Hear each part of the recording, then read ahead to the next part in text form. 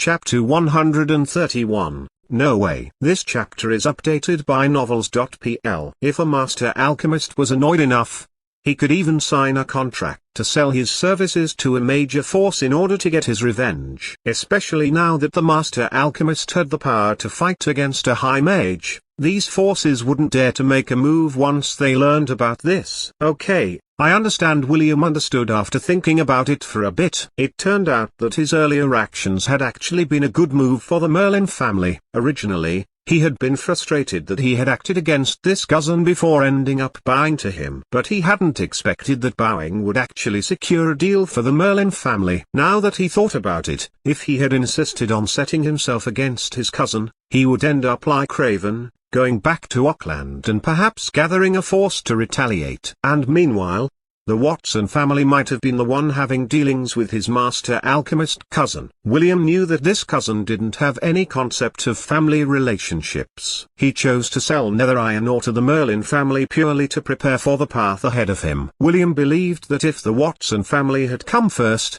with a proper attitude and a proper price, this cousin of his would have chosen to sell the nether iron ores to the Watson family. It would be a completely different situation then. Thinking back on what a close call it had been, cold sweat trickled down William's back. Thank God I gave up, otherwise I might have been the one that got slammed on the ground and burnt.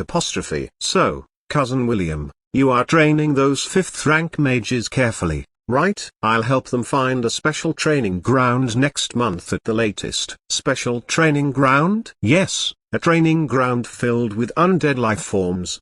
After Lin Yun explained, he planned to leave the Gilded Rose to take a look at the alchemy workshop to check on the mining puppet production. Lin Yun had stayed in the Prince Tomb for a bit over a month, and the planar path recharging cooldown had already finished. He hadn't left for it yet because he needed this batch of mining puppets. Wait, cousin, but William stopped him just as he got up. What is it? I came over because I came across a great mage named Solon. He said he was the disciple of the Sage Towers Solomon. He also said that Solomon is looking for you very urgently and that you must take some time to go over. Solomon is looking for me?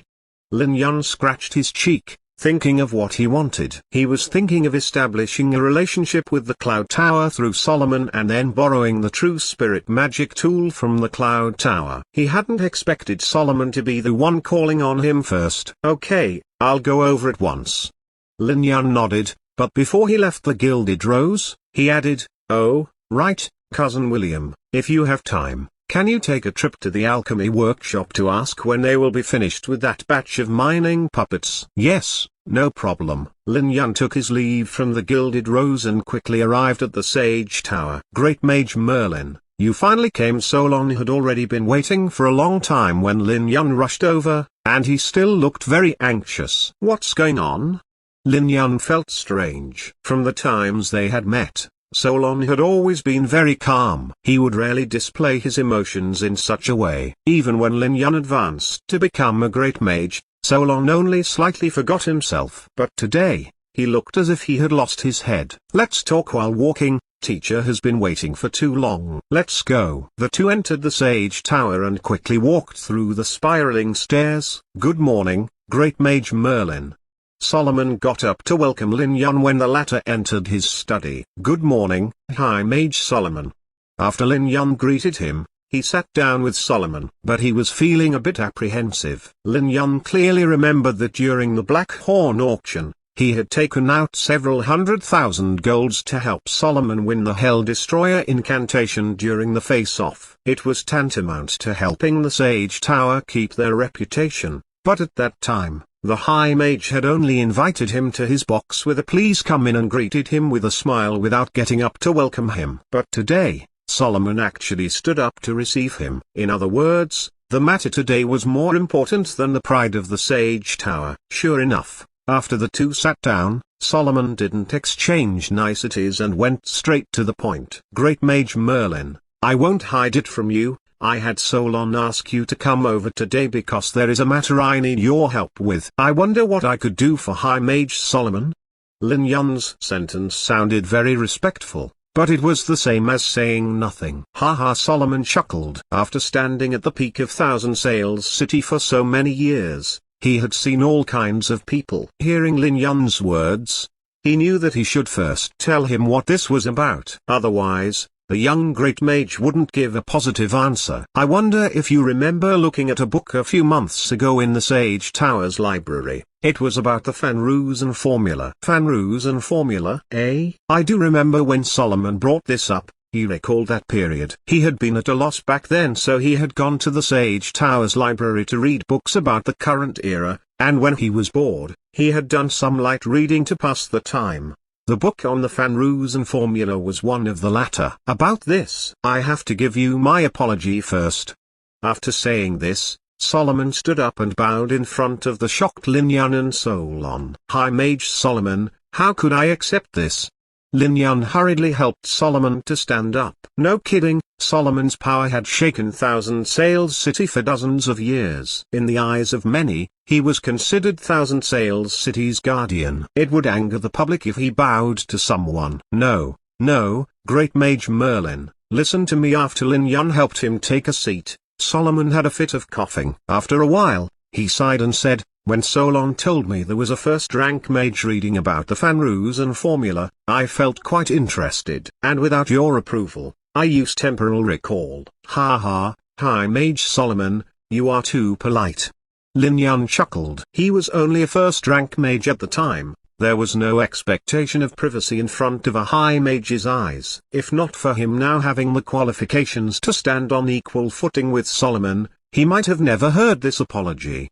At that time, from your mouth, I gleaned 4 pieces of data. Turns out it was like this. Hearing this, Lin Yun suddenly felt it was rather funny. No wonder Solomon paid so much attention to me. It turned out that this had started because he had carelessly mumbled about 4 pieces of data when reading the Fanruzen formula. This was quite coincidental, as in the future, these 4 pieces of data would be known to all. Many mages like to use them to make jokes. And it even reached the point that the jokes had been so overused that they became running gags. It could be said that Lin Yun had grown up while hearing those jokes, so he carelessly mumbled about those 4 pieces of data when he read the Fanruzen formula. But he hadn't expected Solomon to have observed it. I then wrote a letter to my teacher because I knew that he had always been researching the Fanruzen formula. Not long afterward, he answered and let me know that the Fanruzen research had made some important progress. And this had all been because of those 4 pieces of data. Lin Yun didn't feel it was too strange. The key parts of the Fanruzen formula were those 4 pieces of data. The others were just details. Oh, right, Great Mage Merlin, I forgot to give you an introduction. My teacher is named Dewey, Cloud Tower's Star Sage Dewey. Solomon saw that although this young great mage had always been very respectful and courteous, he didn't seem to be too interested in this matter. Thus, Solomon clenched his teeth and spoke of the most important piece of information. He recently sent me another letter. He hopes you can join the Cloud Tower and participate in the Fanruzen research. With these words, Solomon stopped and slowly leaned back in his chair, his eyes staring motionlessly at Lin Yun, wanting to see what kind of reaction would come out from the young great mage. Will it be shock and disbelief, or animated ecstasy apostrophe? Solomon waited for a while before Lin Yun straightforwardly answered, no way. Eh? Solomon froze. His gaze was empty as he looked at Lin Yun, and it took a while before he managed to recover. It wasn't shock. It wasn't excitement, it was a blunt refusal. How could you refuse? Solomon couldn't understand. That's the Sage Tower. That's Star Sage Dewey. Did you get too excited and mess up your answer? Could it be that you don't know that the Cloud Tower is one of the 2 great mage forces of Andalusia? Entering the Cloud Tower is a shortcut leading to the peak of magic. Could it be that you don't know that Star Sage Dewey is my teacher, an archmage towering among the masses? How could you say no way like that? At this moment, Solomon even wanted to touch Lin Yun's forehead and see whether that great mage was sick. An answer like this isn't logical. Chapter 132, Remote Participation. This chapter is updated by novels.pl. Although Solomon was very humble today, even welcoming Merlin and apologizing, it wasn't like he didn't also feel strongly about his offer. Although I eavesdropped your 4 pieces of data, I also gave you an introduction to the Cloud Tower. This favor isn't small, you definitely can't neglect it. If it was before, Solomon might not care about what he got out of this favor. But with the Gilded Rose rising every day and Lin Yun's strength becoming more and more mysterious, Solomon felt that this favor was truly necessary. I might not be able to use it at this time, but can I still live for a few more years? Solomon was worried about his legacy. How could I not know what state my body is in? At most, I'll be able to live for another 10 to 20 years. The Sage Tower's situation won't be good when I die. What I can do for the Sage Tower right now is to make this young great mage feel indebted to me, and that way, in the future, the Sage Tower would be able to have a few hundred years of peace under that youth's protection. But Solomon truly hadn't thought that the other side would unexpectedly answer like this. This isn't logical.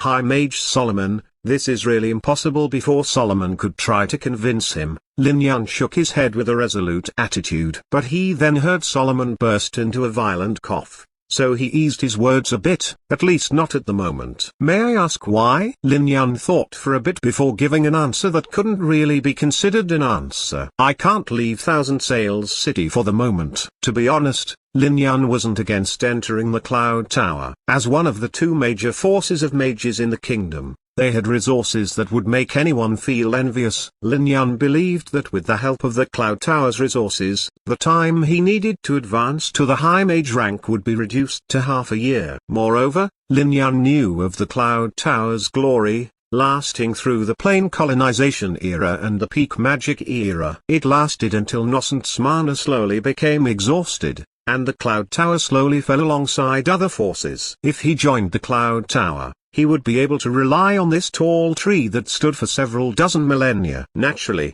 the most important part was still that true spirit magic tool. With the backing of Star Sage Dewey, there probably wouldn't be too much resistance when trying to borrow that true spirit magic tool. Unfortunately, he couldn't leave Thousand Sails City. Firstly, because of the Bone Plane. He had yet to get the Book of Death, so the control center of the Bone Plane was still resting in that area. Lin Yun still needed to gain the ability to enter and leave the Bone Plane anywhere and anytime. Leaving Thousand Sails City to join the Cloud Tower at this time was the same as giving up on the Bone Plane. There was also Bruff's tomb. At first, Lin Yun was only interested in the reincarnation eyes, but after signing a master-slave contract with Sean, Lin Yun had realized that the tomb was a huge treasure trove. It wouldn't be an exaggeration to say that if Lin Yun were able to take over the tomb, building another Cloud Tower wouldn't be an issue. Such a huge fortune, how could Lin Yun bear to watch it remain sleeping the Poison Fog Canyon? Unfortunately, he couldn't tell these reasons to Solomon. Great Mage Merlin, this is truly a hard opportunity to come by. Solomon tried to persuade him once again,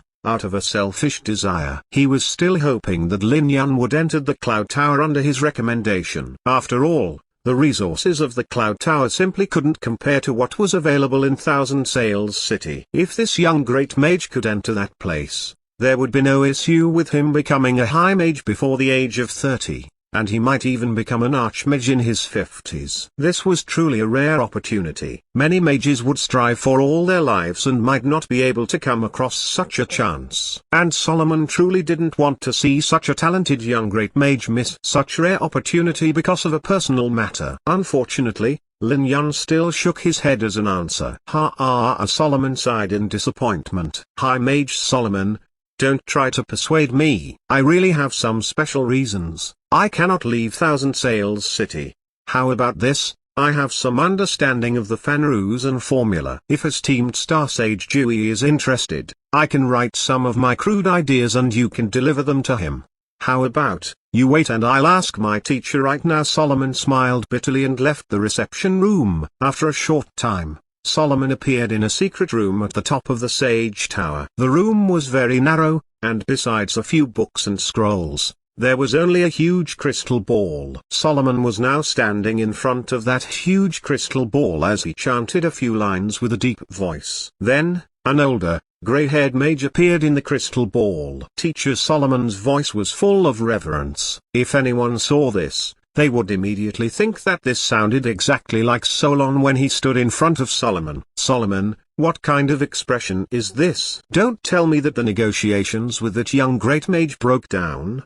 The old mage was still busying himself with his work while asking impatiently. From this, it could be seen that disciple blaming was something that had been inherited. But teacher, this great mage Merlin might not be able to come to the Cloud Tower at these words. Solomon noticed the old mage's expression becoming quite unpleasant, so he hurriedly explained, No, teacher, don't misunderstand. I meant that this great mage Merlin is very willing to participate in the research of the Fenroosan formula, but due to some special circumstances, he cannot go to the Cloud Tower. Then why do you have that expression? Are you trying to scare your teacher? Definitely not.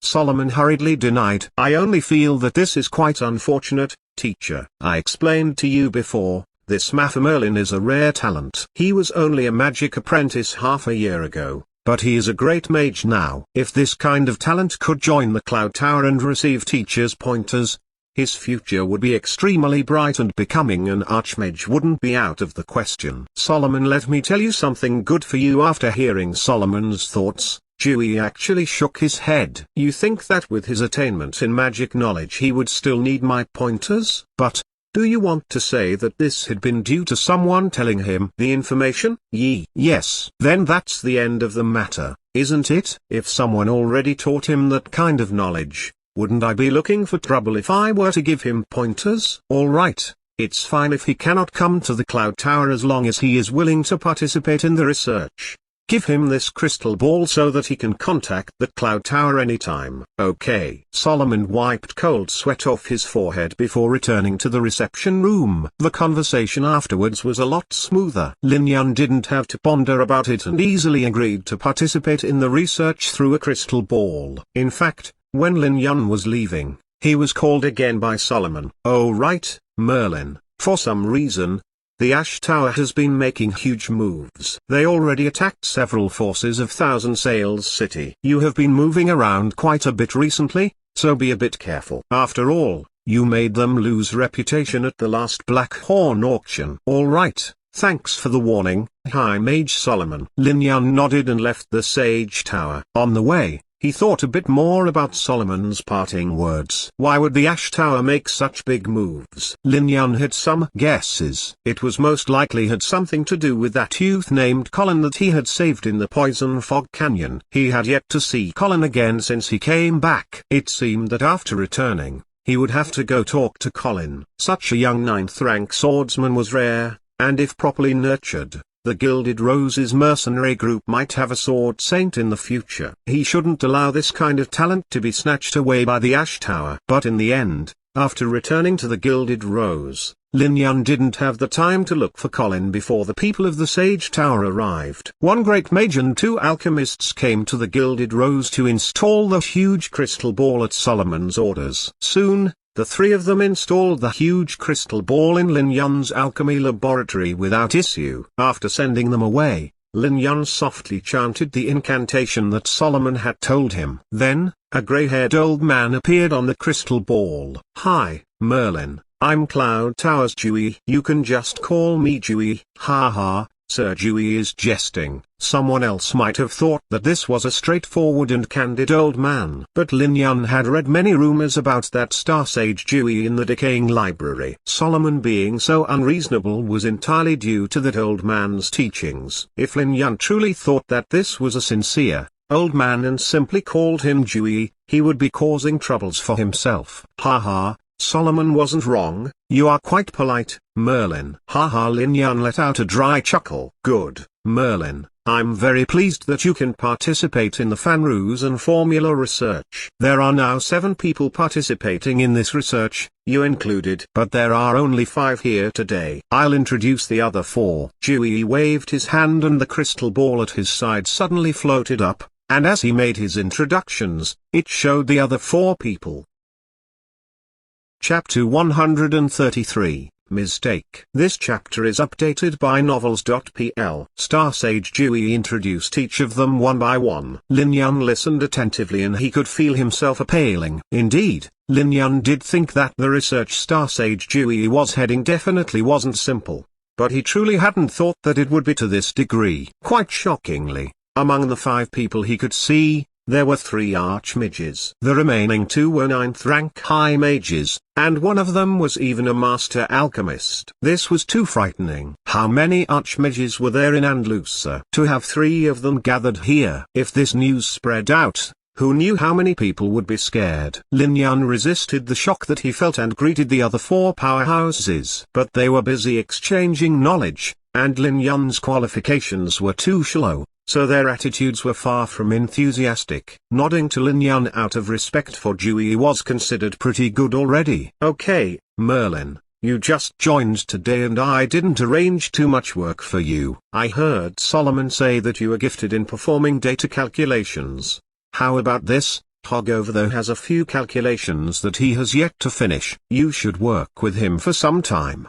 After introducing everyone, Star Sage Jiuyi put the crystal ball in front of a 9th rank high mage. This 9th rank high mage was the youngest of the 5 people. He looked to be still in his 40s and was now debating with the master alchemist. But those high mages didn't seem to be paying attention to Lin Yun's conversation with Jiuyi. It might have been because they were too focused on their work, or perhaps because they were arguing too intensely.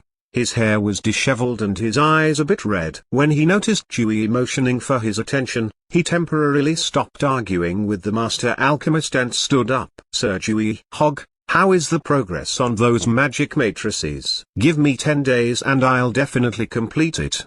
Good. Jiuyi nodded, satisfied with the response. He pointed at Lin Yun within the crystal ball and explained, Hog, Merlin joined today and has yet to take on any work. I was thinking of having him work with you. How about it? I am willing to help you, Sir Jiuyi. Good, I'll trouble you.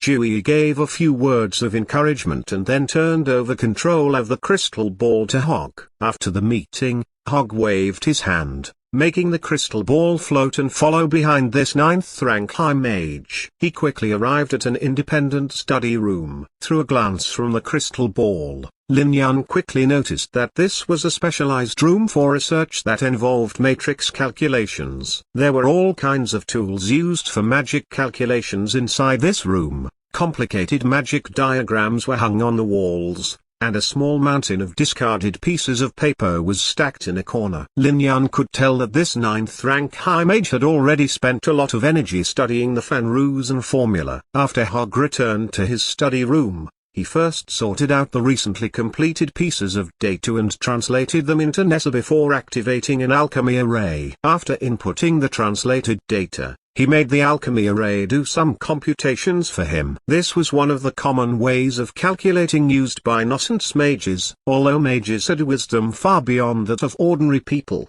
they would use alchemy arrays of magic tools to deal with these dull and repetitive tasks. After about 10 minutes, the alchemy array finished its calculations and displayed the results on a huge crystal screen. Hog took out a quill and a piece of paper and copied down those results before starting a new round of calculations. It felt as if he had forgotten Lin Yun as he did his work. An hour later, Hog felt thirsty and got up to pour himself a glass of water. As he drank, he walked up to the crystal ball. Mafia Merlin, right?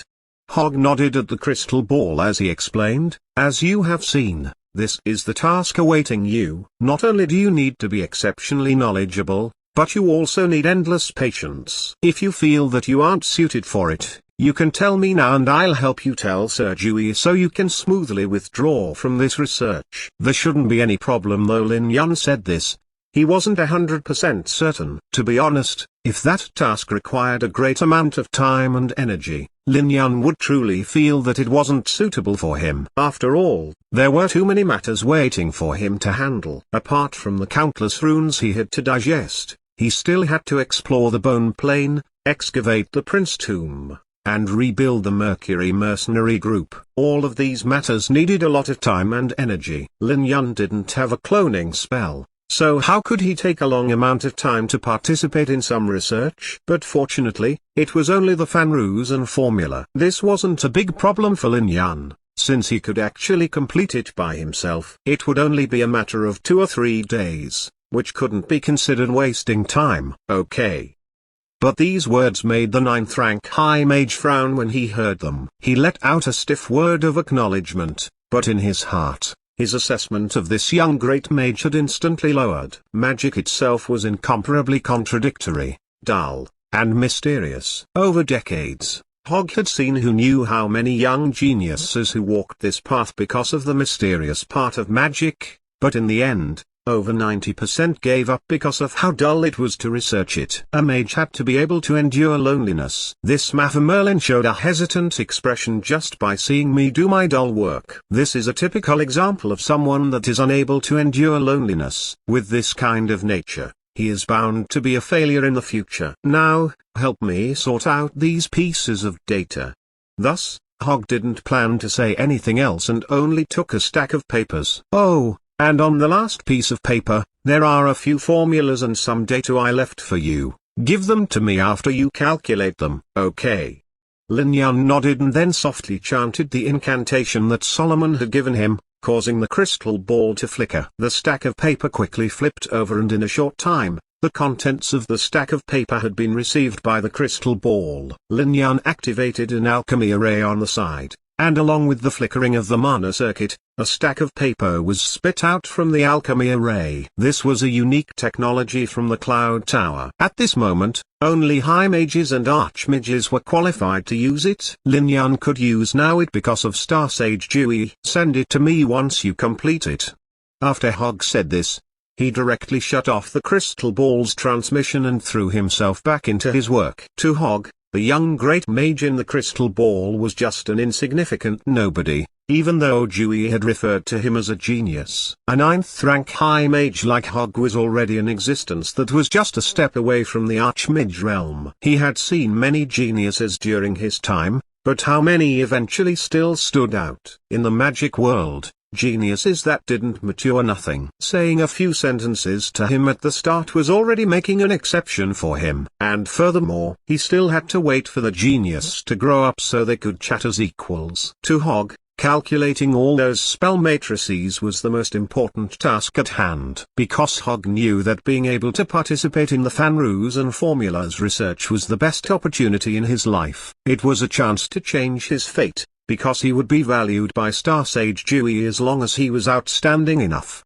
At that time, with the resources supplied by the Cloud Tower, becoming an archmage wouldn't be impossible. Moreover, the Fanrus and research made great progress after Star Sage Dewey obtained those 4 crucial pieces of data. In 1 or 2 years, the results of the Cloud Tower's research would shock the entire world.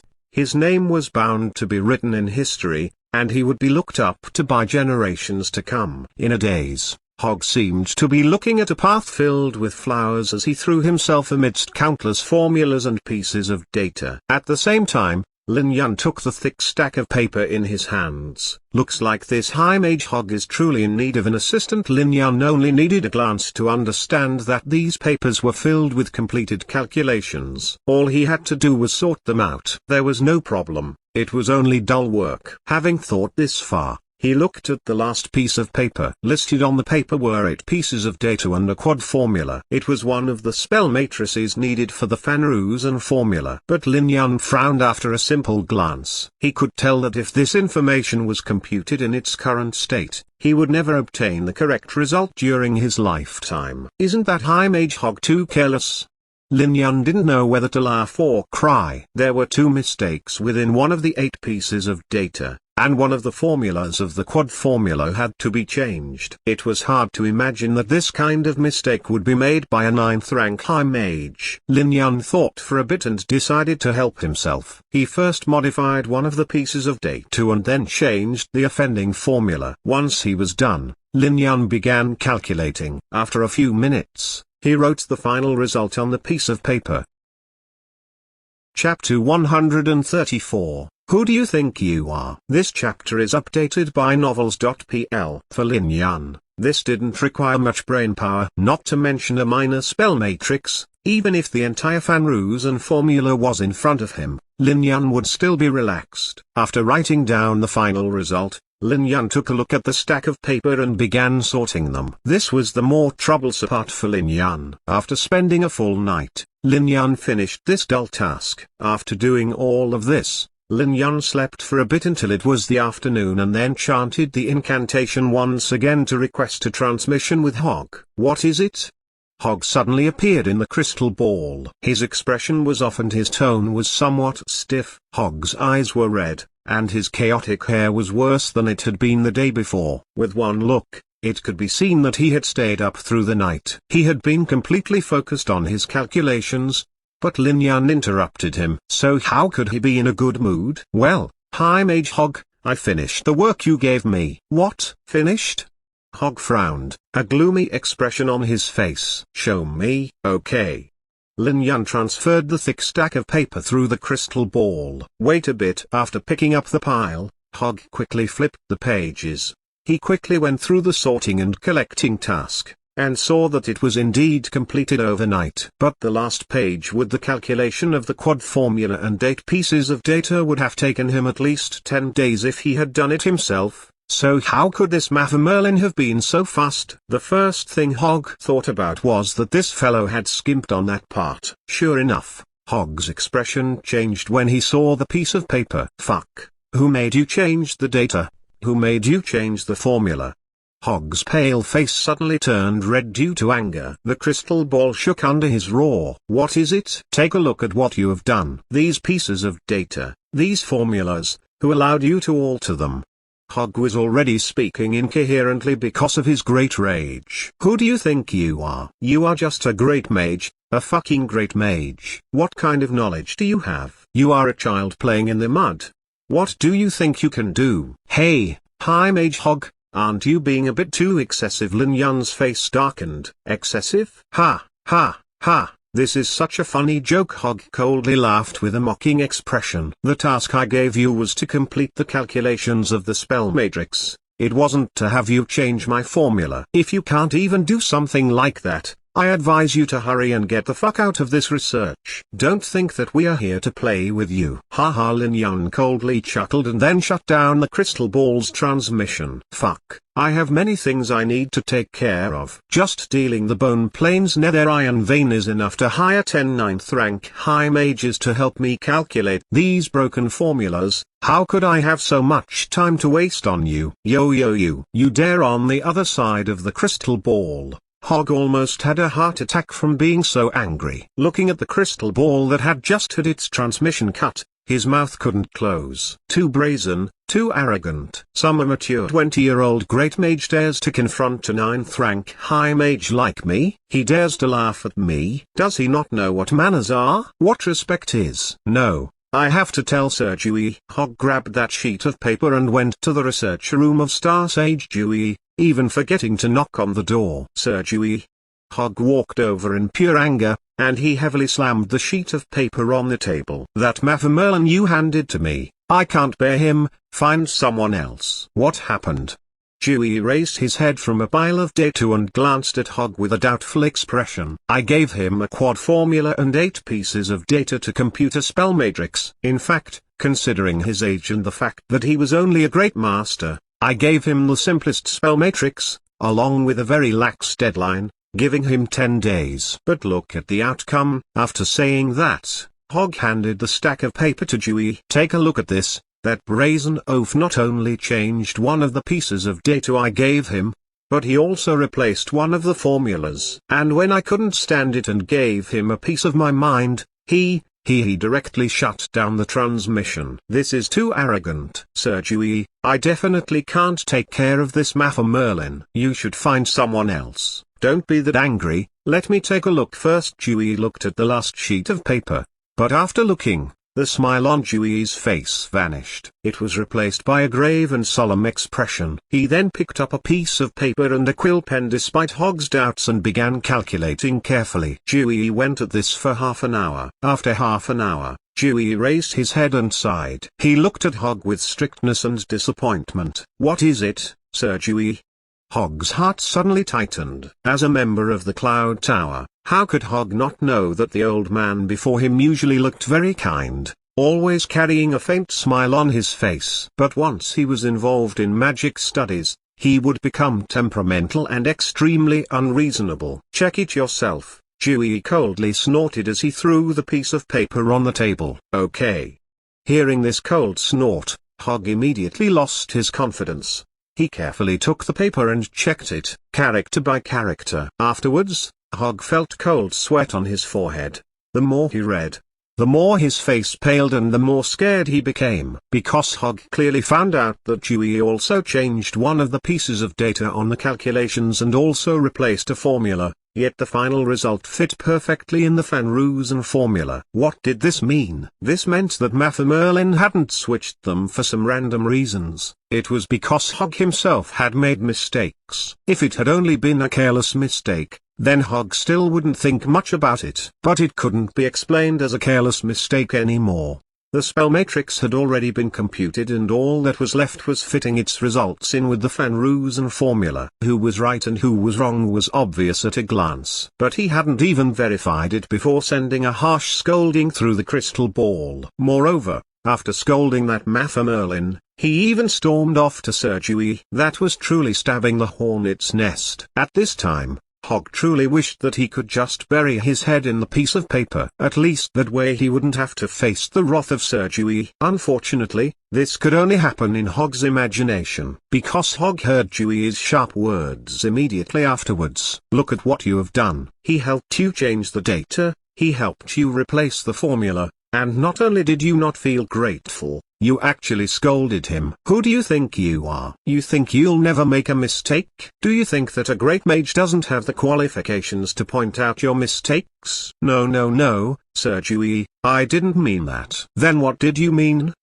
Good. Hogg, do you think I don't know what you are thinking? Aren't you thinking that a great mage doesn't have the qualifications to participate in the Van Roosen formula's research? Aren't you feeling that doing this research with a great mage would lower your status as a 9th rank high mage? Sir Dewey, let me explain. Explain? Hogg. Didn't you always want to know who supplied these 4 crucial pieces of data? I can tell you now that the one who supplied those 4 pieces of data was that great mage that didn't have the qualifications to point out your mistakes. Hearing this, Hogg couldn't catch a breath, his mind completely blanking out. There were a total of 7 people participating in the Van Roosen formula's research, but among them, besides Sir Dewey, no one knew who provided those 4 pieces of data. They could only gossip in private, admiring that mysterious mage, feeling that he definitely was an old erudite. They even guessed that he was a powerhouse that had surpassed the Archmage realm. But now, Hogg actually heard Dewey's confirmation. The one who supplied those 4 pieces of data wasn't some incredible elder, he also didn't exceed the Archmage realm. It was a great mage that had yet to reach his 20s. Moreover, Hogg just cursed at him, calling him a fucking great mage. Hogg only felt cold sweat trickling down his back. Now, go apologize to Merlin. Yes, Hogg left Dewey's research room in a panic. After returning to his own research room, Hogg immediately requested a transmission to Lin Yun's side. But there was no answer, because Lin Yun had already left the Gilded Rose. There was not one soul in sight in the alchemy laboratory, so naturally, no one could answer Hogg.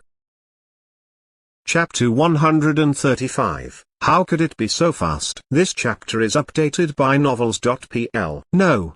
Hogg cried out. How could that Matthew Merlin get so angry from a few sentences? It's normal to have fierce debates when discussing research. If you are unhappy, you can just curse back.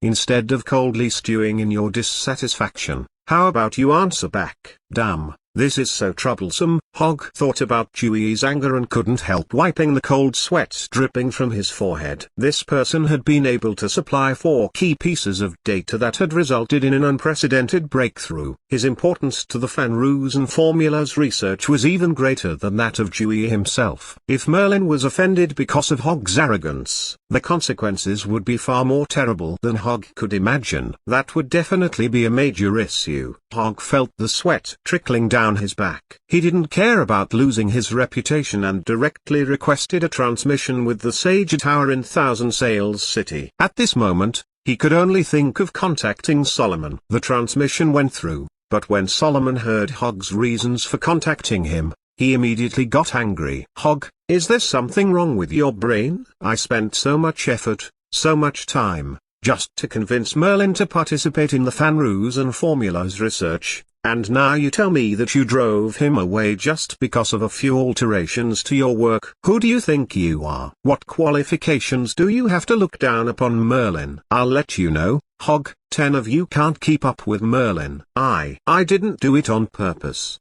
Hog looked very unpleasant after being scolded, but he couldn't say anything back. The two of them were both 9th rank high mages from the Cloud Tower, so in theory, they should have similar status, but when Solomon first became Dewey's disciple, Hog was still nothing more than a magic apprentice. The difference in status because of this relationship was too great. Hog didn't dare to retort when facing Solomon's anger. Look at the mess you created, and you still have the cheek to come ask me to clean up your mess. Why don't you go to my teacher and see if he is going to kick you from the Cloud Tower? It's a misunderstanding, High Mage Solomon. This is truly a misunderstanding. Misunderstanding? What misunderstanding? Didn't you say that Merlin, as a mere great mage, shouldn't research the Fenruzan formula with a 9th rank high mage like you? You still have the nerve to talk about it being a misunderstanding? If it really was a misunderstanding, would you have given him a task for a magic apprentice, like sorting papers? Nice try, Hog.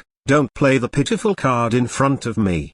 Didn't you come to me to ask for help with persuading him to come back? I'll tell you now, I can't afford to lose that person. After saying this, Solomon directly shut off the transmission. This Hog didn't know what to feel when the crystal ball shut down. What should I do now? Even Solomon doesn't want to help. Do I have to watch helplessly as that Merlin withdraws from the research project? This isn't funny. Hog was on the verge of panic. If that actually happened, then Sir Dewey really would act as Solomon had said and kick him from the Cloud Tower. Hog had been in the Cloud Tower for so long, how could he not know how much effort Star Sage Dewey spent on the Fenruzan formula in the past decades? It could be said that Dewey spent all his time on it, and for that reason, he didn't even hesitate to halt his own magic training. Or else Dewey might have already surpassed the Archmage realm. If I become the one who destroyed everything apostrophe. Hog felt that taking the initiative to jump down from the top floor of the Cloud Tower would be more straightforward. No,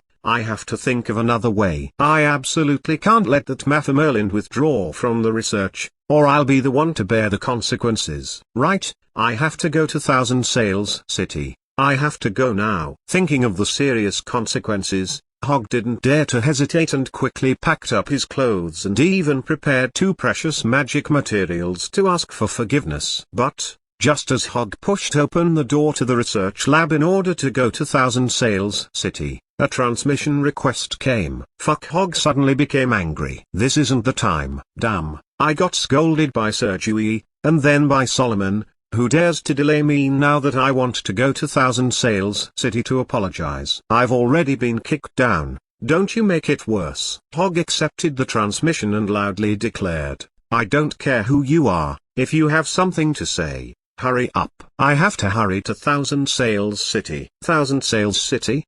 On the other side of the crystal ball, Lin Yun was rather stunned. Is that High Mage holding that much of a grudge? A small argument during the research and he wants to come over for revenge? He wouldn't go that far, right? I'm going to Thousand Sails City. Hog didn't finish his words before his fierce eyes became wide open in surprise. Mafia Merlin. No, Great Mage Merlin. Weren't you? I was away.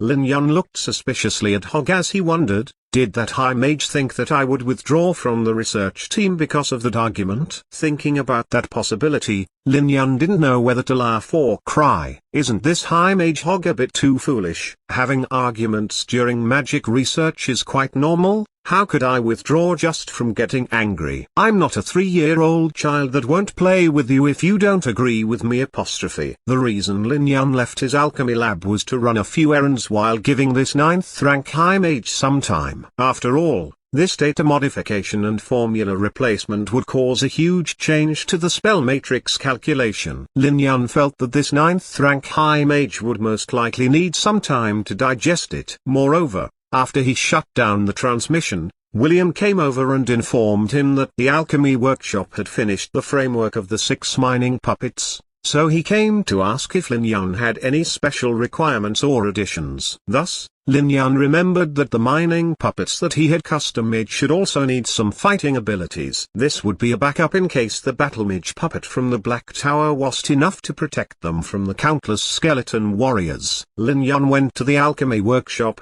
made a design and had the workshop's workers follow it. But when he returned, it actually turned out this way. Right, High Mage Hog, I was away for a bit. I hope I didn't delay your work. If it had been before, Hog would have flown into a rage when told that Lin Yun left without warning. But after what had happened, would Hog still be troublesome? He immediately answered while waving his hands. No, no, Great Mage Merlin, if there is something you need to take care of, you can take care of it anytime. You definitely didn't delay my work. Lin Yun nodded, reassured that after seeing Lin Yun's attitude, Hog secretly relaxed. But after thinking for a bit, he still felt worried. After hesitating, he lowered his head and said, well, Great Mage Merlin, my reaction earlier. My reaction was a problem. I have to apologize to you. I hope you won't take it to heart. It's normal to argue and debate about magic research.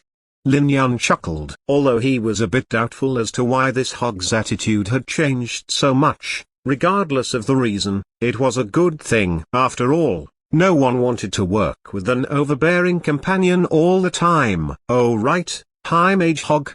Besides that, do you need help with other tasks? This Hog hesitated when he heard this. Hog started to think of all kinds of ways to mend this relationship. He felt that it wasn't suitable to give Merlin too much work, but he had second thoughts after thinking about it. This Great Mage Merlin was different from himself. Perhaps what was heavy work to himself would only be trivial matters to Merlin. Thus, Hog nodded. There is some, Great Mage Merlin. I have a total of 18 spell matrices that need to be computed. How about I give you 2? Okay. Hog quickly handed over the 2 spell matrices. Lin Yun took a glance at them and quickly did the calculations. Computing the spell matrices of the Fenroosen formula was no trouble for Lin Yun, and only a dozen minutes later, he sent back the results. So fast? Hog froze. It shouldn't be this quick. After all, Hog would need at least a day to calculate these 2 spell matrices. How could it be done in a dozen minutes? Feeling doubtful, Hog spent some time inspecting it, and as a result, he almost had a heart attack. Because Hog could clearly see that not only had the completed spell matrices been computed, but completely new matrices were established. In fact, expounding on how a mistake could appear was already not within the scope of Hog's job. To be more precise, in a dozen minutes, this Great Mage Merlin had already completed the work of Star Sage Dewey. Is this even human? Hog gazed sluggishly at the work. It took no less than 10 minutes for Hog to recover from the shock. Then, the 9th rank High Mage transmitted 2 more spell matrices to check if it was a fluke. Chapter 136. Cloud Towers Cheers. This chapter is updated by Novels.pl. And after another dozen minutes, another machine-like, accurate calculation and completely new spell matrices. Hog was already feeling a little numb. When this second set of 2 spell matrices was transmitted back, Hog was already blanking out. Grabbing the pieces of paper, he activated the alchemy array, acting stiff like a puppet. When the 8th completed spell matrix was sent back to him, Hog suddenly found out that he wasn't alone in the research room. Don't look confused. Star Sage Dewey hissed, hiding in a part of the room that was in a blind spot of the crystal ball. When Hog looked over, Dewey immediately gave him a threatening glare. Hog, whose brain had shorted out, managed to recover when he noticed the Star Sage. Send this spell matrix next. Star Sage Dewey secretly slipped a piece of paper over. Okay. Hog nodded. He glanced at the piece of paper and suddenly felt startled. He glanced back at Star Sage Dewey with disbelief. This. Stop being long-winded. Just transmit what I gave you. Okay. Hog helplessly nodded and looked at the crystal ball with some sympathy. Great Mage Merlin. This is Star Sage Dewey's idea. It has nothing to do with me. I hope you can solve this spell matrix within the year. The entire Fenroosen formula was comprised of over 300 spell matrices. After over a decade of efforts, the researchers had already solved about 100 of them. After they solved the more than 200 spell matrices still remaining, the entire Fenroozen formula would be completed. The spell matrices that Star Sage Dewey was in charge of numbered a bit more than 20, but the difficulty could only be considered as horrible. Even the other two Archmages were ashen-faced when they saw Star Sage Dewey's task. They had shaken their heads and declined to take part, so there was no need to mention Hog. Each of the spell matrices in Dewey's hands could be described as otherworldly to Hog. It would take him who knew how much time and energy to understand just one of them. Now, the spell matrix that Dewey took out was one of those. Hog felt that Merlin might have to spend a few months on it. Lin Yun soon completed the two spell matrices in his hands. When he sent them back, Hog sent him the spell matrix from Star Sage Dewey. Thus, Hog finally saw the young great mage in the crystal ball frown. Sure enough, Hog sighed in relief. He then raised his hand to wipe the cold sweat off his forehead. This young great mage's performance had been too shocking and frightening. A month of Hog's work had been completed in only 1 hour in the hands of this Merlin. It came to the point that Hog even thought that this had all been an illusion. How could someone be so abnormal? Thank God, thank God. No matter how abnormal this young great mage is, he is still human. If he still had been unfazed when facing such a spell matrix, Hog would truly have been left wondering if he would ever wake up from this strange dream. In this split second, an unexpected thought appeared in Hog's mind. My apologies, High Mage Hog, I might need more time. When Lin Yun saw that spell matrix, he knew that it wouldn't be as simple. This inevitably was one of the core spell matrices of the Fenroozen formula. It's fine, Hog smiled and asked with a tone of concern, would you like the Sage Tower to help you prepare a research room? It seems that you don't have a comprehensive set of magic tools on your side. Magic tools? After hearing this, Lin Yun shook his head. He spread the piece of paper flat on the refining table and began calculating meticulously. Sir Dewey, isn't this spell matrix a bit too complicated? Hog pretended to look for something on the blind side of the crystal ball as he asked with an anxious voice. Just watch and we'll find out. Oh right, Sir Dewey, these are the 8 spell matrices that Great Mage Merlin had completed. I shall report it to you first. This is Hog noticed that Dewey's mood was quite good, so he promptly gave him the 8 spell matrices Lin Yun had finished earlier, hoping he could use this chance to redeem his bad impression in Dewey's mind. But he was cruelly interrupted by the latter. Fuck, shut up. Ah? Hog was startled, wondering what mistake he had made this time to provoke this temperamental archmage. Quiet, that kid already sent you the results. Crap. Hog almost started tearing up. He frantically escaped to the crystal ball and saw that Lin Yun had already activated the transmission ray and sent over the spell matrix. Great Mage Merlin, don't you need to rest? Hog wanted to force a smile out while holding the paper, but with the corner of his mouth twitching, the smile turned quite uncanny. Hog was no longer worried whether Merlin was tired. Rather, he was worried whether his heart could take it if things continued like this. Lin Yun massaged his temples. He had done the calculations for so many matrices in a row, one of them being one of the core spell matrices of the Fenroozen formula. It would definitely be a lie to say that he wasn't tired.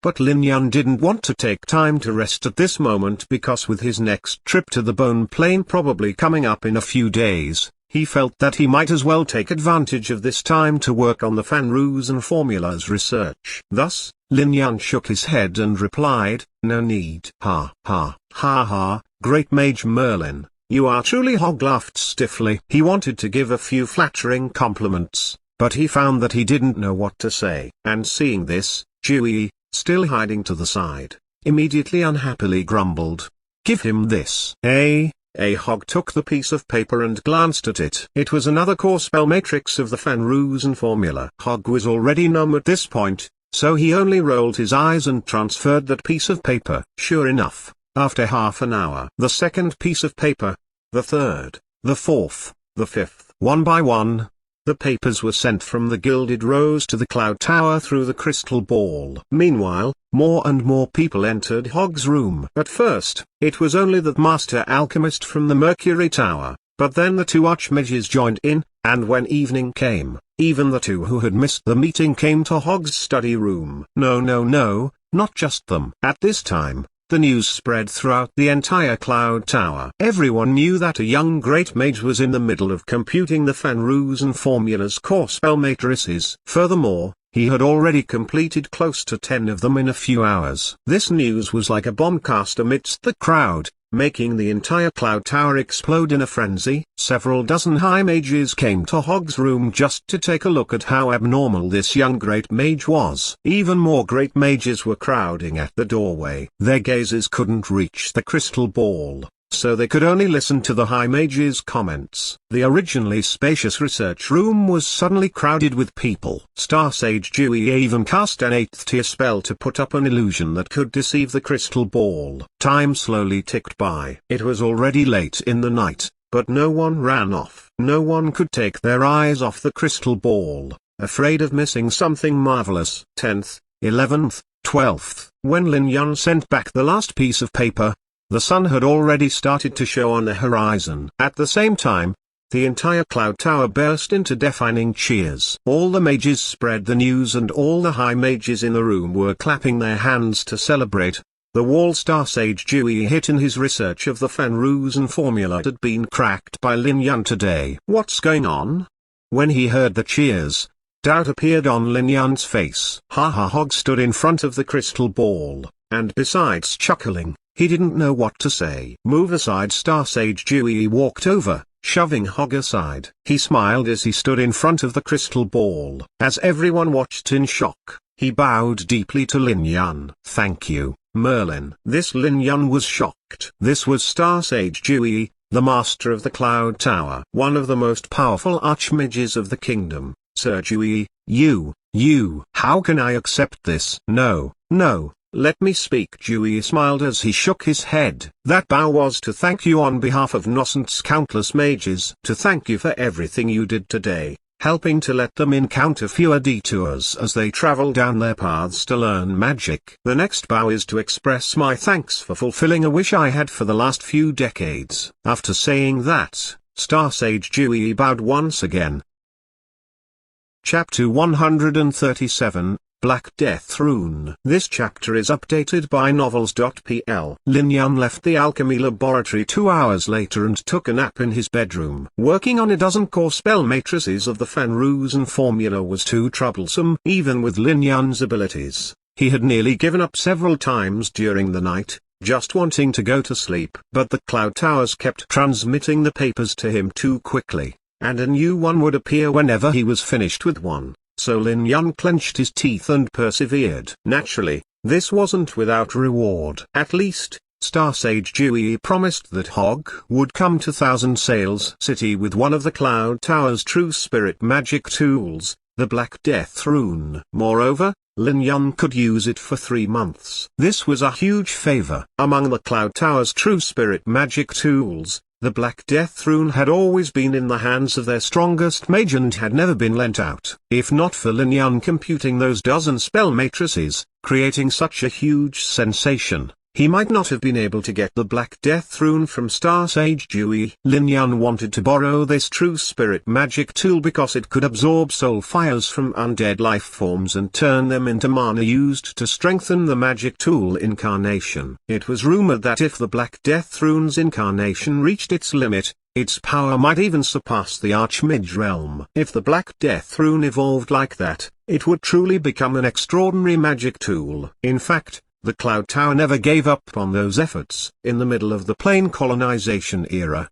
the Cloud Tower even tried to conquer the undead plane a few times in order to assimilate the countless soul fires and make the Black Death Rune evolve, but unfortunately, their conquest failed. The Cloud Tower was greatly wounded. If not for the Black Tower being in a long and drawn-out war with the Gaegus battle mages, the Cloud Tower might not have been the strongest force of the peak magic era. Naturally, the Black Death Rune Hog was bringing over this time would definitely not be coming with its magic tool incarnation included. After all, a true spirit magic tool like the Black Death Rune was already one of the foundations of the Cloud Tower. No matter how grateful Star Sage Dewey was, he wouldn't play with the Cloud Tower's foundation. Lending the Black Death Rune was fine, but if the magic tool incarnation was also in Lin Yun's hands, there would be some possibility that the Black Death Rune might change hands. But this also was what Lin Yun had hoped for. He only wanted Black Death Rune. He wanted the Black Death Rune's ability to transform soul fires into mana. Lin Yun was planning to use it to nurture that group of 5th rank mages. If the magic tool incarnation followed, would he still be able to get that transformed mana? 3 months would be long enough to help that group of 5th rank mages reach the Great Mage Realm. Unfortunately, the transformed mana wasn't 100% pure. It could still be used to construct the mana whirlpool,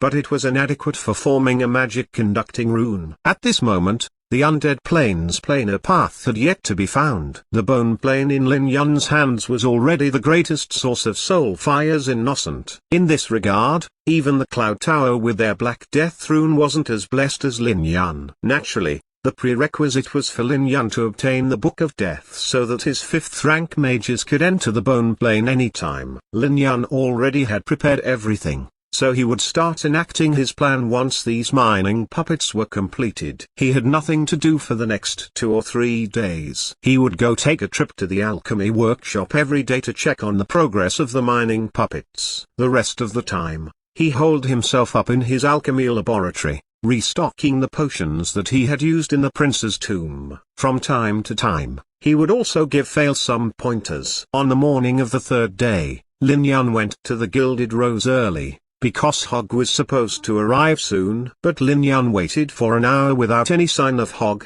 and on the contrary, it was the Watson family that visited him. This time, the Watson family came with a more formal delegation. A few dozen attendants, 6 great mages, and 2 high mages. Although this lineup couldn't be considered the best in Thousand Sails City, it was definitely not far from the top. Moreover, this was just the negotiation team of the Watson family. Their Watson family truly came to negotiate this time. It could be seen from the way that one of the high mages introducing himself according to the proper customs after entering the Gilded Rose. "I am Alan Watson. I come from Mockland."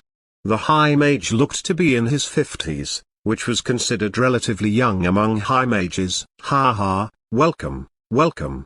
Lin Yun responded to the introduction and led them to a reception room. Both sides quickly sat down. Lin Yun's entourage consisted of Fail and William, while the Watson family's high mage was accompanied by those 6 great mages and another high mage. After they sat down and did their short self-introductions, that high mage straightforwardly went to the core of the matter. "Great Mage Merlin, we came this time to discuss the Nether Iron Vein with the Gilded Rose." Nether Iron Vein?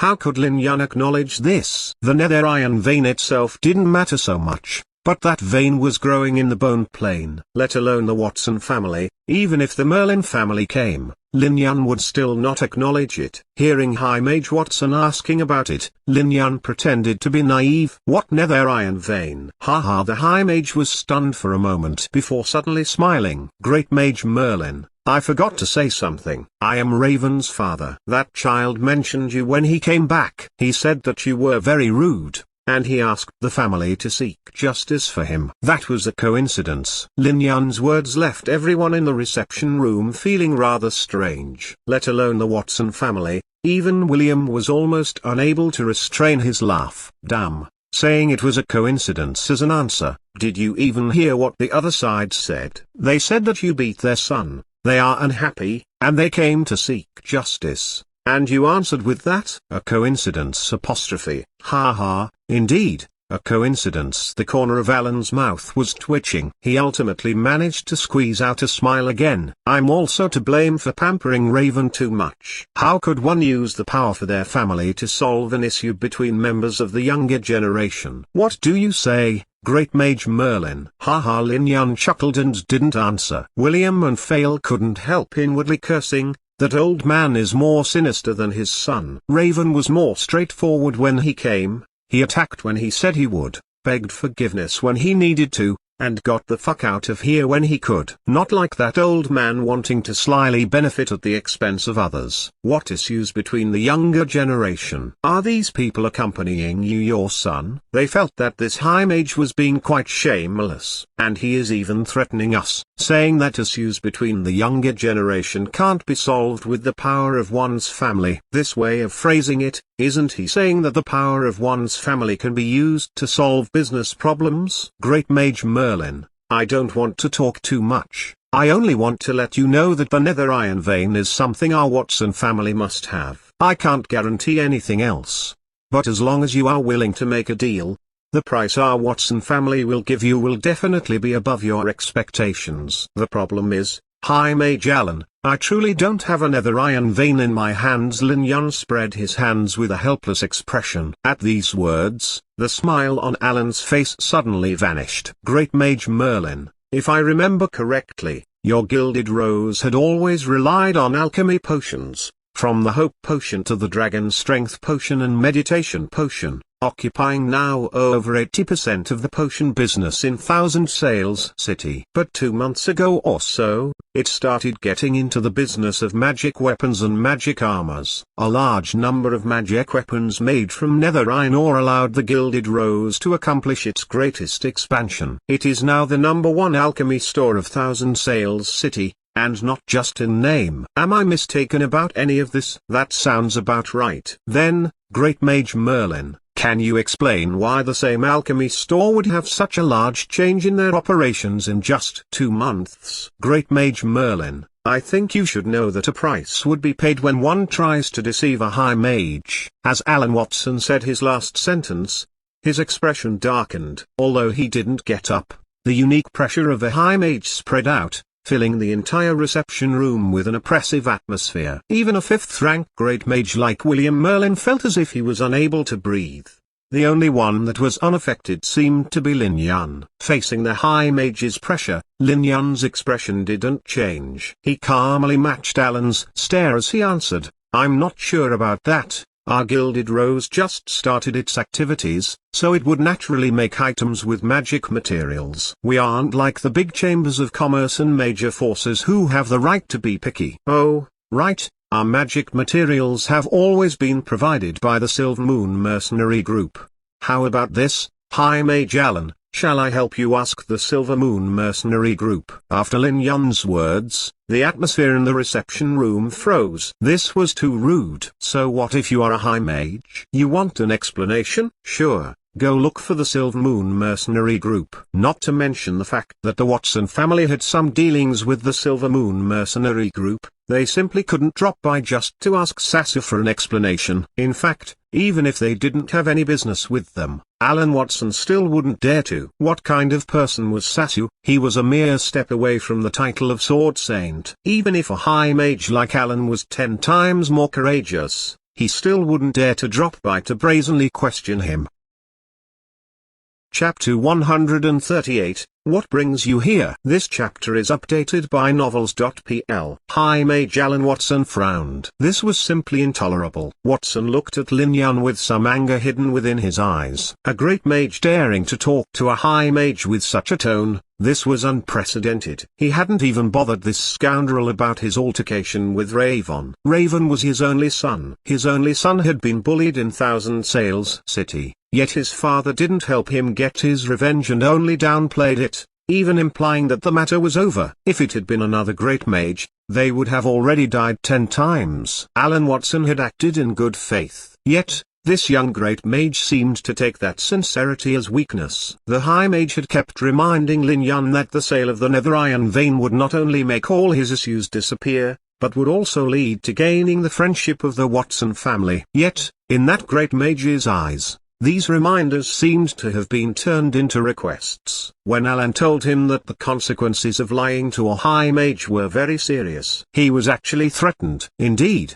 an undisguised threat. He told him to go to the Silver Moon Mercenary Group to ask for an explanation. For a moment, High Mage Watson thought he had misheard. This great mage wants me to get an explanation from the Silver Moon Mercenary Group? Does he think that with the Gilded Rose and the Silver Moon Mercenary Group becoming allies, He can ignore the Watson family's existence. Utterly ridiculous apostrophe. Although the Silver Moon Mercenary Group was known as the #1 mercenary group of Thousand Sails City, it couldn't enter the eyes of the Watson family. The Watson family had been doing business in Auckland for millennia, even longer than the history of the Andalusia Kingdom. If not for the Merlin family's sudden rise in the last millennium, the Watson family would have already become the #1 family of the kingdom. The influence of the Silver Moon Mercenary Group was only limited to Thousand Sails City. Few people heard of the group outside Thousand Sails City. Sasu was extremely powerful, and it would be best not to personally offend him. That was an undeniable fact. But using the Silver Moon Mercenary Group to threaten the Watson family was utterly ridiculous. Moreover, you are just an ally. Do you really think that your ally would be willing to fall out with the Watson family for the Gilded Rose? Alan glanced at Lin Yun with extreme disdain. He felt that it was necessary to make this young great mage acknowledge the cruel reality, or else that young great mage would feel that the Watson family, that he, Alan Watson, was someone that could be easily offended. It looks like Great Mage Merlin is set on opposing the Watson family. Ha ha, High Mage Alan. Your words are incorrect. I'm only running the Gilded Rose for business. Anyone can purchase the Gilded Rose's items. How did this become opposing anyone? Ha ha, good, good. Good. Alan stared at Lin Yun with a cold gaze and a cold smile as he repeated the word 3 times. He then gave William, who was next to Lin Yun, a fierce look. William of the Merlin family, right? What a coincidence, High Mage Alan. Noticing that he couldn't avoid this, William simply showed what he learned, using the idea of it being coincidence once again. Yes, William, what a coincidence. The smile on Alan's face didn't change, but when he looked at William, his eyes seemed to carry some hard-to-resist mana. With a simple glance, he had made William go pale. William was startled. This was a spirit attack. This simple glance was actually a hidden attack. If it wasn't properly guarded against, it could turn the victim into an idiot. William couldn't help but inwardly complain at this time. This was truly getting shot while laying down. He had only been sitting there quietly, so how could he have attracted the attention of that damn Alan Watson? And to receive a spirit attack at that. Had I known, I wouldn't have come to participate in the fun. Alan Watson, you are indeed Raven's father. Lin Yun chuckled and it gently extended his left hand. The Soul Walker ring on his left hand flashed, causing Alan's spirit attack to become like a stone thrown into a sea, disappearing without a trace. The Soul Walker was a true spirit magic tool, and at its peak, its power could rival an archmage. And the magic tool incarnation, Lord Sean, was a soul life form. He was naturally proficient in all kinds of soul techniques. Although he only had a bit of power left, resisting a soul attack wasn't anything complicated. Alan was somewhat shocked that his soul attack failed, but the shock was soon replaced with a determined expression. Mafia Merlin, I see that you have set yourself against the Watson family. To tell you the truth, there are only 2 kinds of people in the eyes of the Watson family. There are friends, and there are enemies. Make your choice, being a friend of the Watson family, or its enemy. The opportunity only comes once. If you cannot grab it, don't blame me for being too ruthless. Alan put his hand on the table and stood up. His black robe fluttered in the windless reception room due to the huge amount of mana fluctuation coming from him. At that instant, everyone felt a terrible pressure. I wonder what High Mage Alan is planning? Lin Yun slowly stood up, his eyes seemingly provoking him. Good, good, good. Alan coldly laughed, repeating the word good another few times. As the mana fluctuations spreading from his body grew even stronger, he asked, do you think that because you defeated a 9th rank Great Mage you have the qualifications to challenge a High Mage? Do you think that because you are allied to the Silver Moon Mercenary Group, the Watson family won't dare to make a move against you? Let me see how powerful you are. Lin Yun's elemental incarnation was already ready when the mana fluctuations started spreading. After getting his 5th magic array, the elemental incarnation produced by Lin Yun didn't just give him resistance to magic damage, the ability to instant cast spells with increased might and lightning speed. Now, if Lin Yun burst out with power in his elemental incarnation, he would actually display a power no different from that of an elemental life form. It could be said that if this elemental incarnation was cast, then even High Mage Alan would be torn apart in moments. Why would Lin Yun dare to shield William Merlin and take the two High Mages lightly? It was to teach them a lesson. Fortunately for Alan, a knocking sound saved him. But sadly for him, he didn't know that. At that moment, Alan's mind was filled with thoughts on how to teach a lesson to this arrogant young brat and let him know how great the difference between a great mage and a high mage was, and how the decision to become the enemy of the Watson family was his worst mistake. Incantation ready, gesture ready, spell ready. But everything had been interrupted by the knocking. At this time, Alan simply couldn't restrain his anger. Who is knocking? I'm sorry. Hogg carefully poked his head inside. I'm looking for Great Mage Merlin. After saying this, he glanced around, afraid that he had disturbed Merlin while he was with an important guest. When he noticed Alan Watson in a towering rage, he cautiously greeted, High Mage Alan. The Cloud Tower and the Watson family were both residing in Auckland. There were no outstanding conflicts between them, and they would even have some exchanges from time to time. It was normal for Hogg to know Alan. Naturally, that was just on the level of knowing. Hogg, as a 9th rank High Mage, was only a step away from being addressed as Sir. Even in the Cloud Tower, he was a peak existence. Otherwise, he wouldn't have been chosen by Star Sage Dewey to participate in the Fanru's and Formulas research. As for Alan Watson, he had entered the High Mage realm 3 years ago and was only a 1st rank High Mage at the moment. In front of Hogg, he truly was no different from a great mage. Not to mention that the Cloud Tower was one of the 2 major forces of the entire kingdom. The Watson family was far from being able to compare with them. Thus, Alan's face froze after seeing Hogg entering. When he managed to recover, he was already at a loss. High Mage Hogg, what brings you here? I came to deliver a magic tool to Merlin. Alan Watson suddenly became unable to breathe.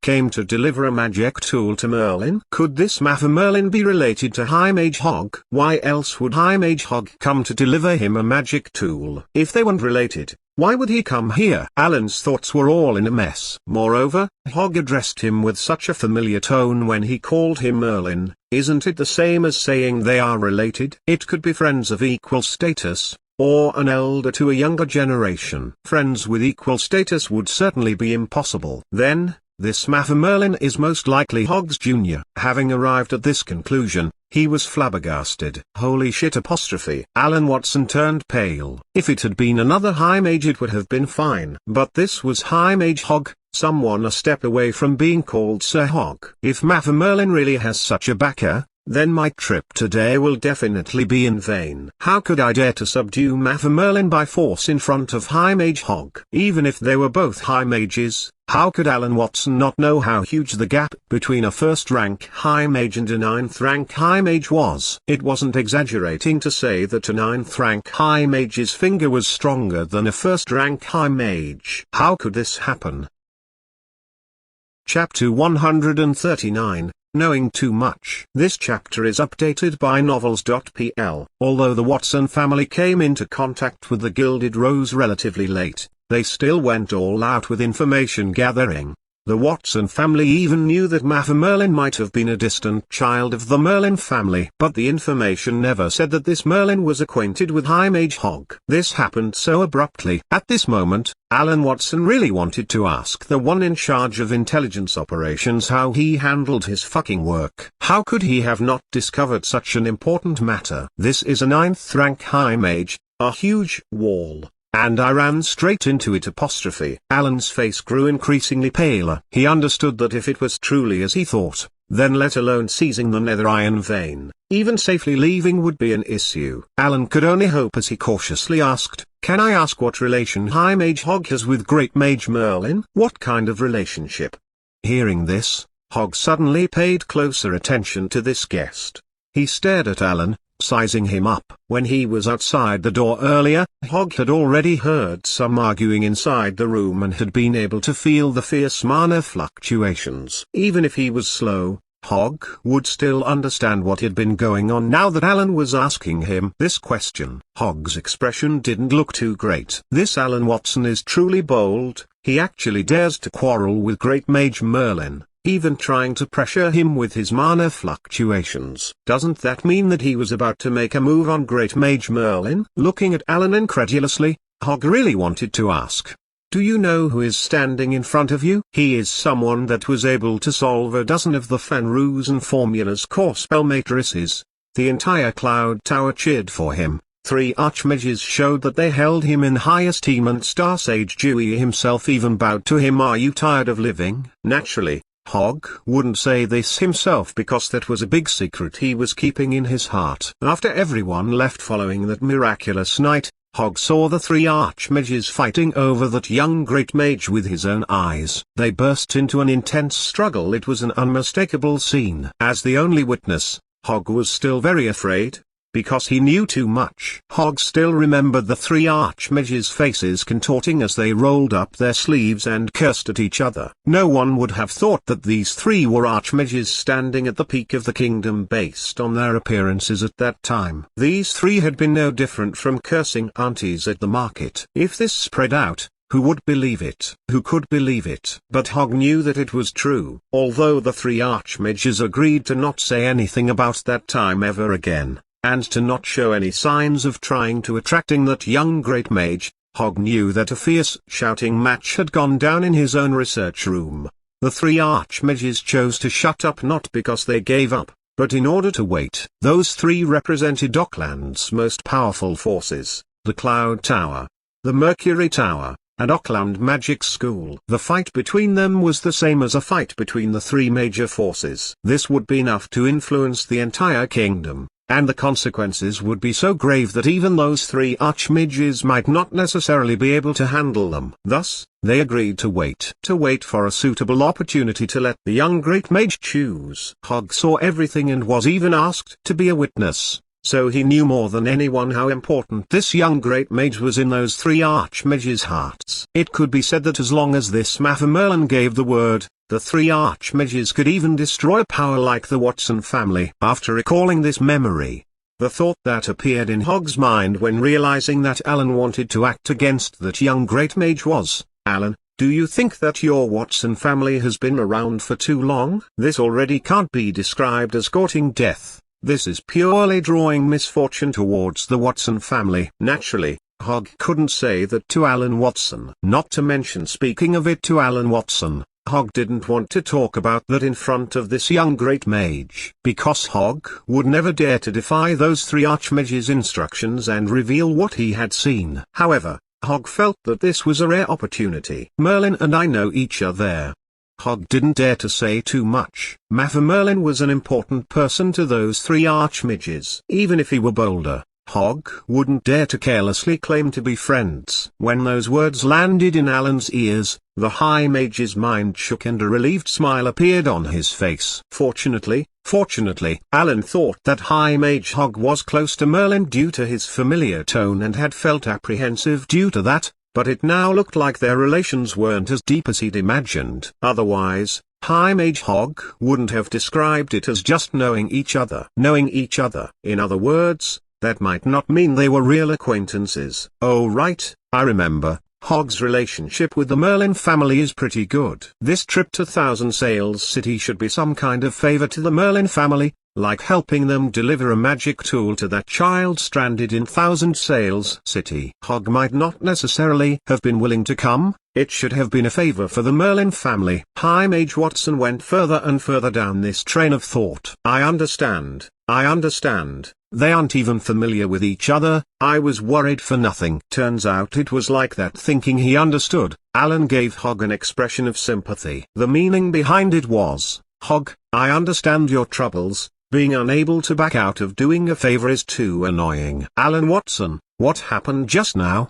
Hogg suddenly frowned. He didn't know why this person would look at him like that. "I'm an esteemed 9th rank High Mage. Why would a 1st rank High Mage give me that sort of a look?" Unfortunately, Alan was unaware. After hearing Hogg's question, Alan felt that this High Mage wanted to see a performance. Alan didn't hide and explained the situation at once, but he embellished it, making the whole matter look like a fair deal. After explaining, he casually added, "Perfect timing, High Mage Hogg. Since you are here, could you advise young Merlin? You know that the Watson family never treats a friend unfairly. But he didn't expect that Hog's face would turn white after hearing that. Fuck, Alan Watson, we don't have any enmity. Why would you try to frame me? Courting death by yourself isn't enough. You still want to drag me in, advising young Merlin? Are you crazy? Hog immediately thought of distancing himself from this reckless high mage. That young Merlin could have 3 archmages crush your Watson family in an instant. Yet you are courting death and trying to take his nether iron vein. What do you mean never treating a friend unfairly? You, Alan Watson, dare to act like Great Mage Merlin's friend? Isn't it time to wake up? This is no good. I can't be dragged down by that idiot. Alan Watson, I'll give you a piece of advice. Immediately leave Thousand Sails City.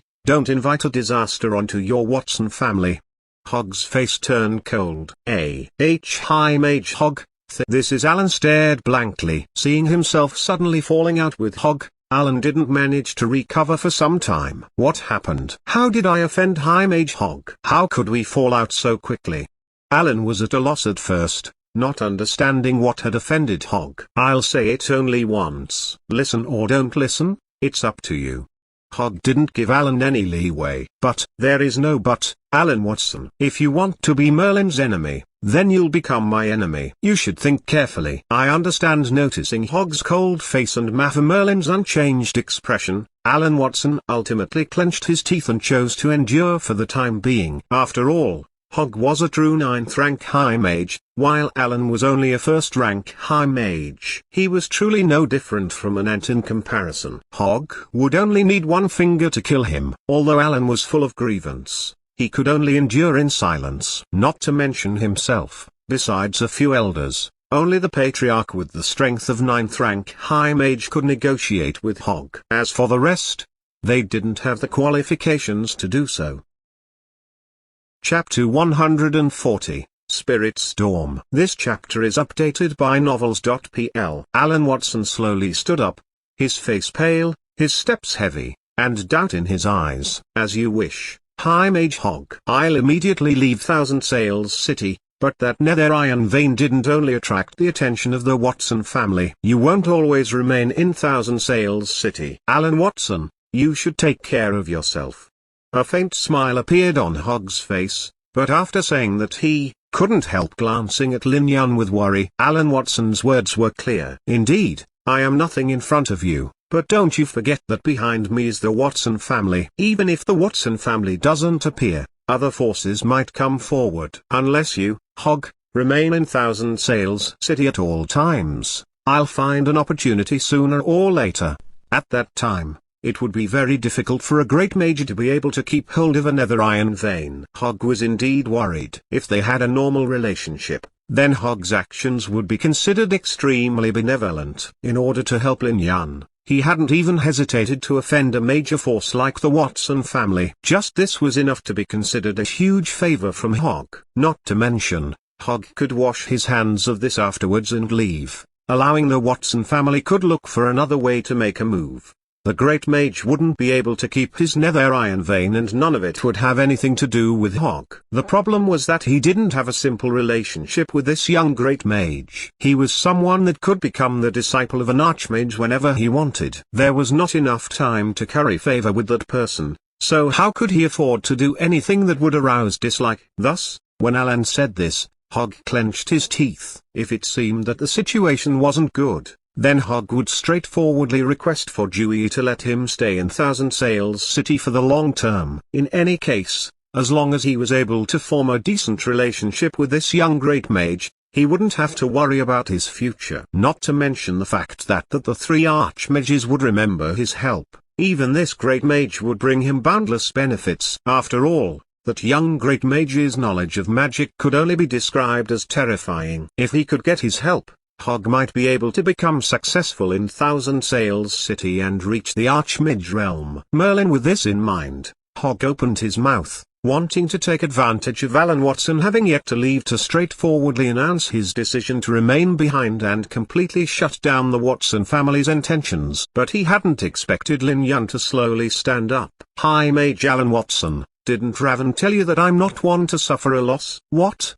Alan was stumped. He then remembered that when Raven came back, he did tell him that this young great mage was very petty. When Raven chose to leave, that young great mage still didn't agree to let him go before Raven received a flame imprint in return. At the time, that young great mage seemed unwilling to take any sort of loss. Then what does that mean now? Could it be that because I used a spirit impact on William, he wants also to return one to me? The thought was so amusing that Alan couldn't stop himself from chuckling. This young great mage was very interesting. He wants to deal with a high mage as a great mage. The ignorant know no fear. A mere great mage challenging a high mage in vain. How cute. Alan truly felt that the other side would have already died 10 times over if not for Hogg's presence. He wouldn't have had the chance to say such ridiculous things then. Alan shook his head, and with a mocking expression, he said, "Great Mage Merlin, no one likes to take a loss, it only depends on your strength." "Is that so?"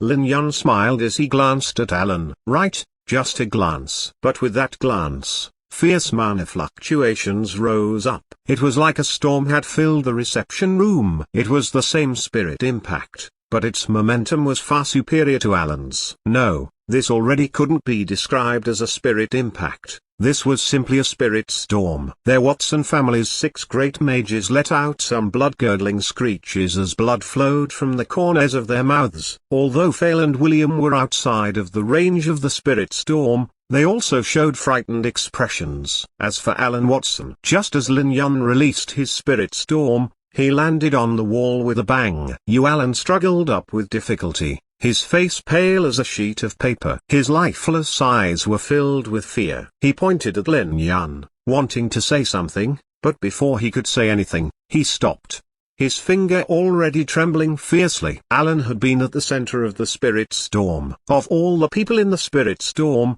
Alan could feel it the most. He could feel how powerful that storm was. This time, Alan Watson found out this young great mage that he hadn't paid much attention to was actually far more powerful than he'd imagined. Alan Watson could feel endless power surging out the instant the spirit storm was released.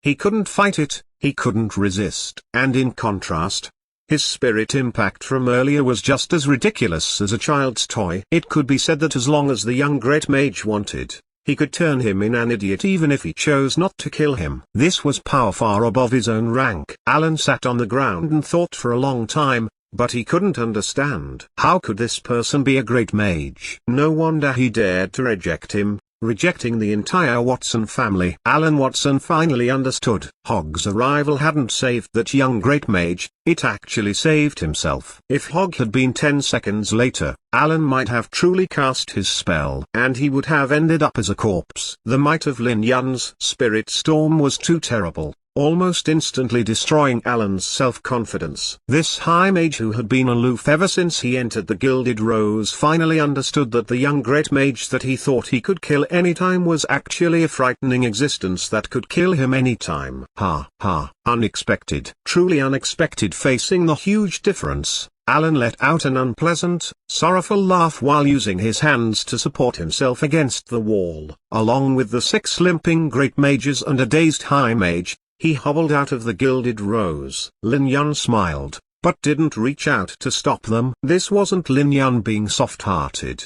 His heart had already turned stone cold after spending more than 20 years at the end of the magic era. It could be said that as long as he could reach his goal, Lin Yun wouldn't hesitate to start a slaughter. 1,000 people, 10,000 people, that wouldn't make Lin Yun feel any guilt at all. But at the same time, Lin Yun wouldn't make a move if it was meaningless. Now, for example, he had already destroyed Alan Watson's self-confidence. Even if he returned to the Watson family, he would forever remain a first-rank high mage. Why would Lin Yun need to do anything more? Moreover, Alan Watson was a member of the Watson family, one of the major forces of Auckland. He had no plan to fight a major force to the bitter end just in order to satisfy some killing intent. In any case, he could be described as practical and utilitarian. That's how he had survived during those times. Merlin, this is the magic tool that Sir Dewey had me deliver.